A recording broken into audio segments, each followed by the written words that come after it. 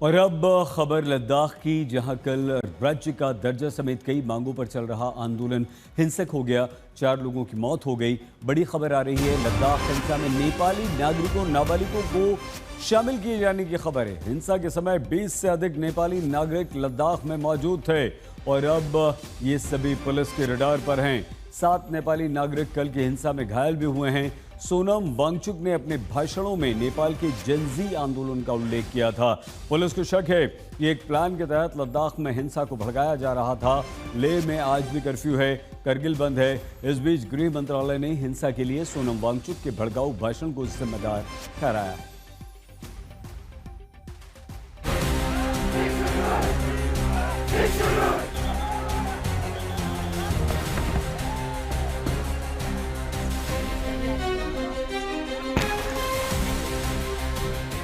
ये 2 तस्वीरें लद्दाख में बेचैनी को बयान करती हैं। कल की हिंसा के बाद आज शांति है, लेकिन कर्फ्यू जारी है।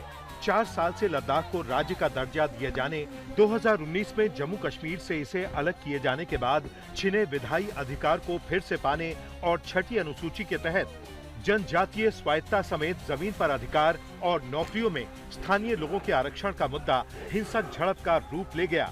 बीजेपी दफ्तर को आग लगा दी गई, सीआरपीएफ की गाड़ी जला दी गई। 4 लोगों की मौत हो गई और करीब 70 लोग घायल हो गए।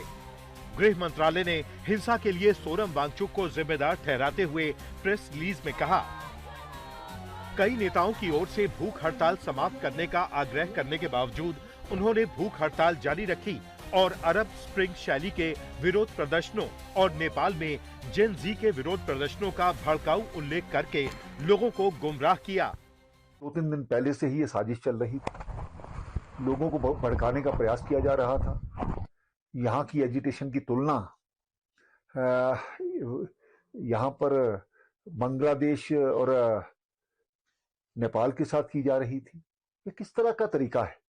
लोगों को बिना लोकतंत्र के रखा गया।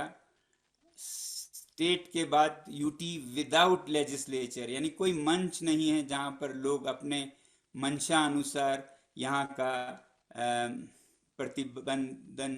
प्रबंधन कर सकें। मुझ पर फिर बहुत जुल्म करने लगे। जो हमारा विद्यालय है उसके जमीन को भी वापस ले गए। तो ये जो युवा पीढ़ी है, इन सब से बहुत अंदर ही अंदर आग बबूले हो रहे थे। सोनम वांगचुक ने किसी भी साजिश को खारिज करते हुए इसे स्वाभाविक आक्रोश बताया। दूसरी तरफ जम्मू कश्मीर के पूर्व डीजीपी को इसमें साजिश नजर आती है। वो अरब स्प्रिंग की बात करना, इसको जो नेपाल में जेन जी का उन्होंने तख्ता पलटा, उसको अप्रिशिएट करना। इसी तरह ये जो बांग्लादेश में हुआ, इन सबको ये दिखाता है कि ये कोई डीप रूटेड कॉन्स्पिरेसी सी लगती है। वहीं जम्मू कश्मीर के पूर्व मुख्यमंत्री फारूक अब्दुल्ला ने कहा कि 6 साल से सोनम वांगचुक शांतिपूर्ण आंदोलन कर रहे थे, गांधीवादी तरीका अपना रहे थे, लेकिन केंद्र ने जो वादे किए उनसे युवाओं का भरोसा उठ गया। उन्हें गांधीयन तरीका इस्तेमाल किया था, कोई आंदोलन नहीं किया था। मगर फिर इन बच्चों को ये लगा कि जो 5 साल इन्होंने हमसे वादे किए थे कि हमें नौकरियां मिलेंगी, हम लोगों को यहाँ पे सुविधा मिलेगी और हम लोग आगे बढ़ सकेंगे, वो वादे सारे खोखले निकले। और उसका नतीजा ये हुआ कि आज उनसे रहा नहीं गया। फारूक अब्दुल्ला का कहना है कि केंद्र सरकार सोनम वांगचुक से बात करे। दूसरी तरफ लद्दाख पुलिस ने 50 लोगों को गिरफ्तार किया है। सीबीआई सोनम वांगचुक के संस्थान में विदेश से मिले पैसों में हुई कथित हेराफेरी की जांच कर रही है। आज तक ब्यूरो।